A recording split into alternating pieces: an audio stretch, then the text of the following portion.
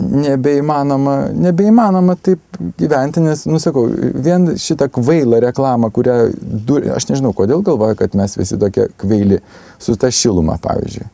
Iš kur dabar ištraukta šita durna reklama, mergaitė aiškina, maždaug mūsų kaina nesikeičia, kuro kaina keičiasi. Kiekgi galima durninti žmonės? Argi čia valstybė, šita maža valstybė, kurioje liko tikrai nedaugiau kaip 2 milijonai žmonių. Ir tikrai, ir visi čia, ir dar maždaug, dirbi, ir maždaug neemigruokit, bet mokėkit.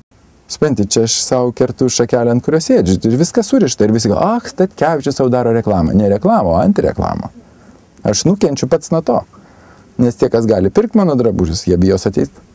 Bet tu nebegali tylėti iš principo. Nusiboda, čia mano yra asmeninis ir pilietinis šauksmas, kad aš sakau, nešaukiu žmonių revoliucijai, bet mums reikia pamažu reikalauti, labai nuobodžiai, labai dedaktyviai, supranti, reikalauti, kad kažkas tai pradėtų keistis. Todėl, kad tos tokios padačkos, žinai, maždaug, tai mes čia pensininkam vis dėlto grąžinsim ten viską.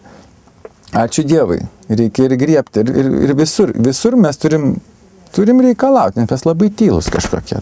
Aš irgi galiu kurti moterų partiją, dar kokią govedą surinkčiau ir taip toliau, bet mano ne tas tikslas. Labai atsiprašau, kad aš labai emocingai ir labai kažkaip tai, bet aš matau, kad negali tylėti, 10 metų aš pratilėjau, buvau menininkas, išėjęs nežiūrėdavau, kas vyksta ir visą laiką numodavau ranką, bet jau kažkaip, juokinga, žinai.